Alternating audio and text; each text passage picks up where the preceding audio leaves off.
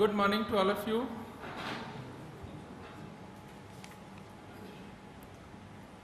Professor Ashok Bhatt, Professor Madhusudan, Dr. Sudarshan Valuru, Dr. Rachna Garg, respected teachers of Delhi Technological University, dear participants, invited guests, and my dear students. This is second lecture in GIAN series. It means DTU is doing what is expected from DTU. This is a very, very important scheme of Government of India, as explained by Professor Madhusudan, and we are very lucky to have a distinguished academician here on the campus of DTU, Professor Ashok Bhatt of University of Victoria. So I am very thankful and I welcome Professor on behalf of Delhi Technological University. When I was going through his biodata, one thing which inspired me regarding the teaching award, like he was conferred with excellence in teaching in the Faculty of Engineering in 2008. It means what? This is one of the indications that he is a very good teacher, and I expect that everyone will be benefited from his knowledge, hard work, and expertise in his area.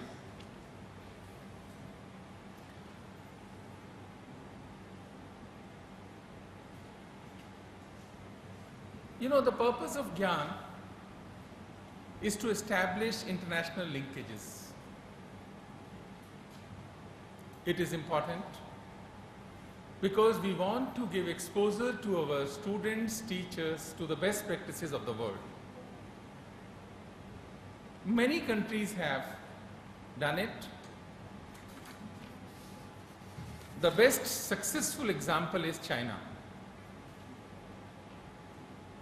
What they did, they wanted to improve the academic standards of their universities. They negotiated with the best universities of the world for PhD admissions and postdoctoral fellowship admissions. After that, what they did, they advertised thousands in numbers the positions for PDFs and PhD scholarships, because they could, as a government, they could establish linkages with the best practices, best universities of the world. They got admission there, studied there, exposed to them. They came back. Most of them came back and worked in the universities, and now everyone has realized in this world that China universities are progressing, doing very good. One of the initiatives is this institution of PDFs and PhD scholarships. We also want to establish similar scholarships here in India.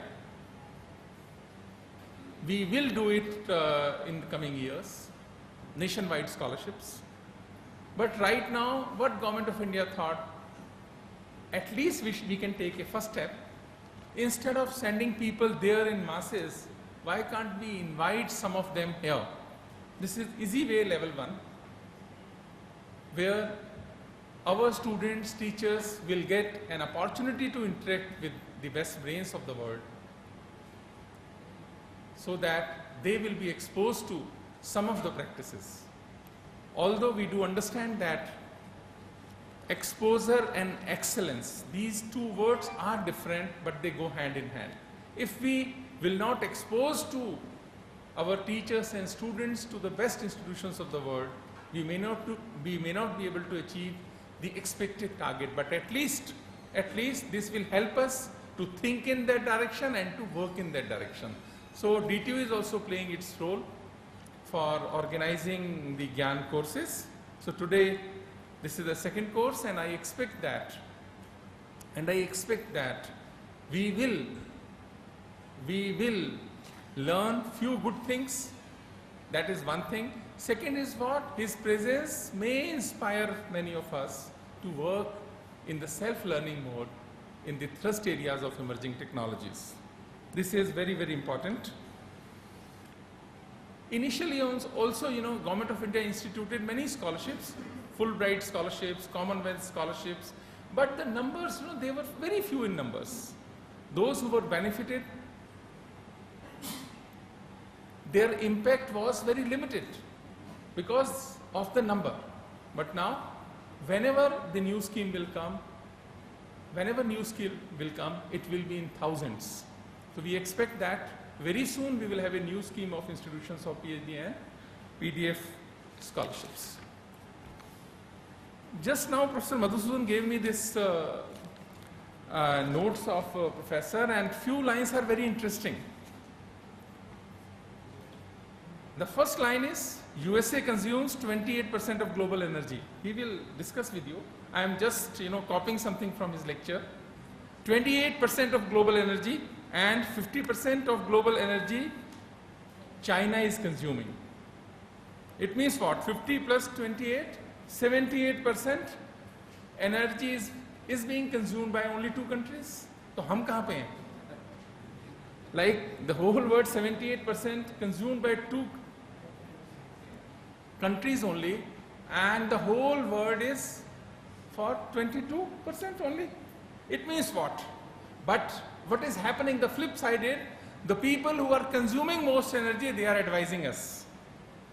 They are imposing ban on us. They say carbon credits rating, something. It means what? Those who are responsible for this are advising us. This is a very, very important aspect which India and we all should think before making any policy, because direct replication of their policies will further damage everything. They have no right to advise. The 2 countries consuming 78%,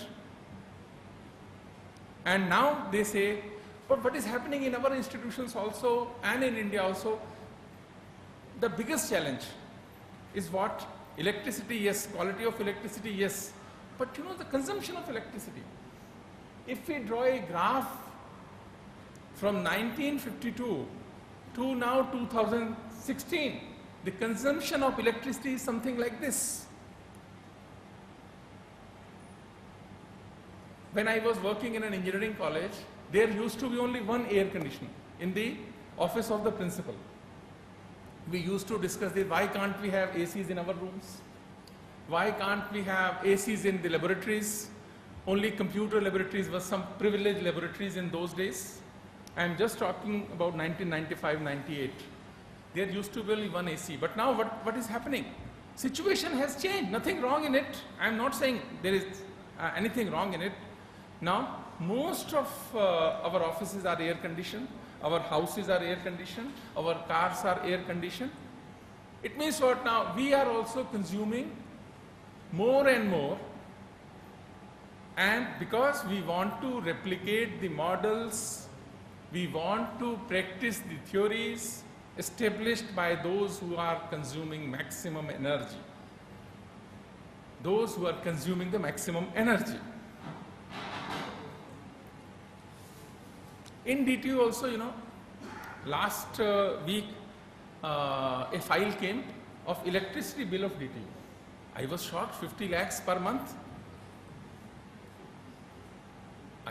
50 lakhs per month, the electricity bill, which used to be 3-4 lakhs, should have been 3-4 lakhs in 2002, 2003, 2004, but now it is 50 lakhs. An SIT electricity bill is 40 lakhs. An SIT electricity bill is 40 lakhs. Now we are talking about the central air conditioning system. Again, I am saying, because they are the experts and the people who works in and around electricity. Yes, if we want to consume, we should be ready to pay for it. But then,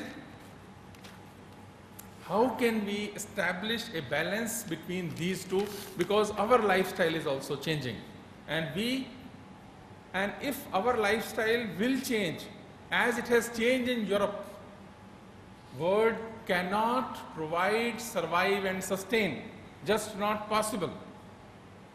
We are 18% of the world population. It is just not possible. It is just not possible. Whether we use solar energy or some energy, solar energy definitely will help us to reduce our bills, to provide electricity.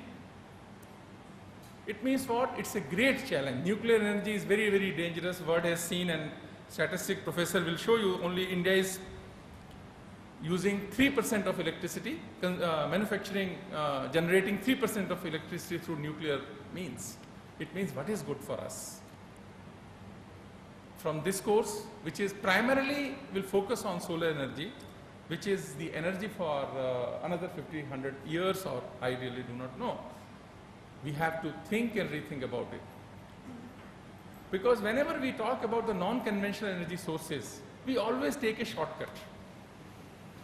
And the most dangerous shortcut is wind energy. Most dangerous shortcut is wind energy. You may argue, why are you saying this? Reason is we humans feel that we have all rights to use everything, and this total universe is for us only. Others cannot, should not survive here. Otherwise, we would not have designed this wind energy. We would not have thought about wind energy. Reason is our thought process is only limited to human beings only. See the situation in coastal areas.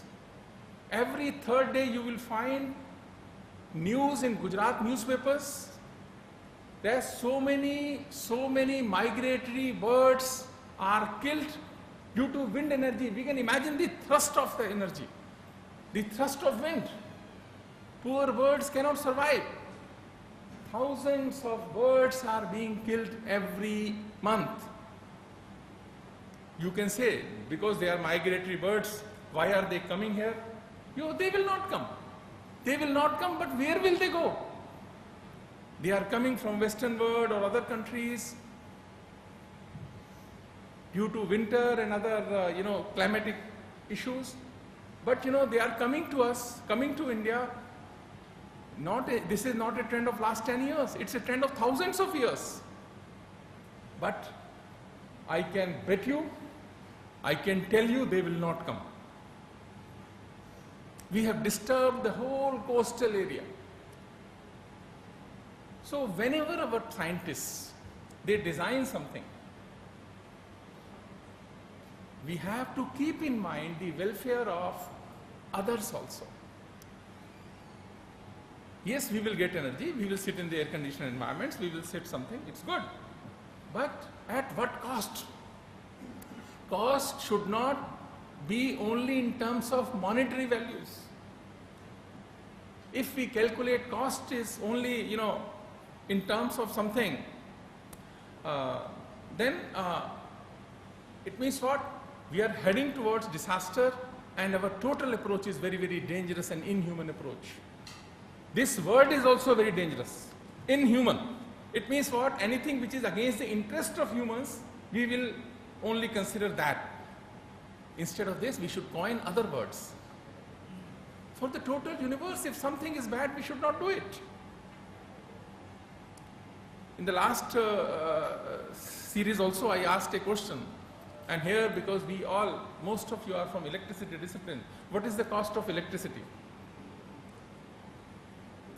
In Delhi, what is the cost of electricity? Huh? Start with 4 rupees. 10 rupees, 15 rupees. This is the cost of electricity? No, this is not the cost of electricity.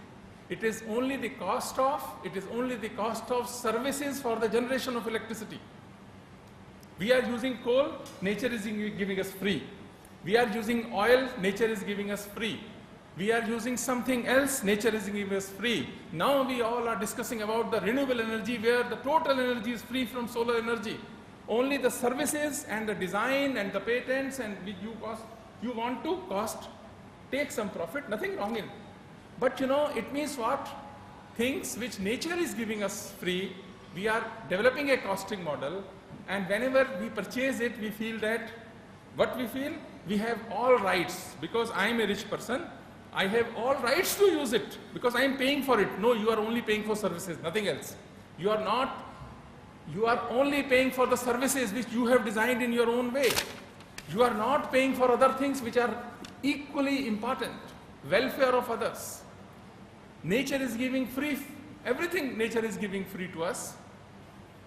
But this economic model, technology models, if we develop in isolation, problems will come, problems are coming. That's why now the people who are responsible for this, they are talking about global warming. They are talking about the pure water. So these issues, poor persons are not responsible for this. Poor fellows, unprivileged class, the people who are in villages of India, they are not responsible for this. They are hardly consuming anything. And our total average is down because of the people who are living in rural areas. If we take average values of the people who are in urban areas or in metros, then things are very, very different. That's why we are enjoying our life at the cost of others, which initially other countries did. Now we have replicated that model, and now urban India is doing similar things at the cost of rural India. At the cost of rural India we are doing it. So what I want to emphasize, only one thing: whenever we are designing something, we should keep two things in mind. First is what? The costing model based on our model of costing, where resources, which is free, but it has a cost. Then the welfare of other than human beings also. This nature has created this world not only for humans. That's why wind energy, I don't know, solar, only experts can tell whether it is good, clean or not. But if wind energy is dangerous for others, why should we do it?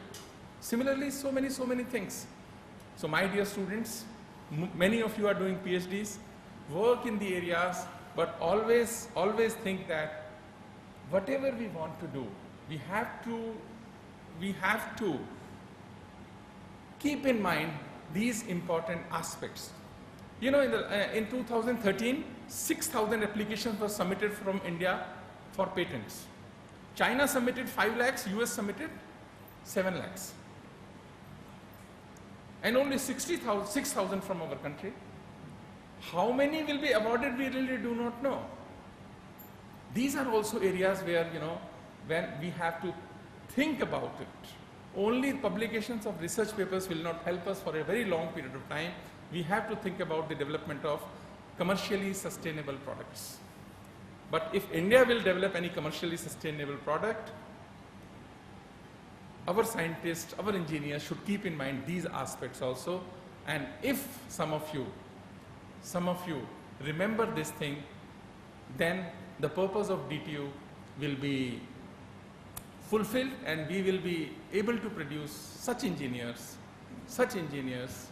and organizing this type of programs for giving this message to all who are in and around Delhi or in the other institutions, including IITs and NITs. Your research should be focused on your area of knowledge, keeping in view these minds.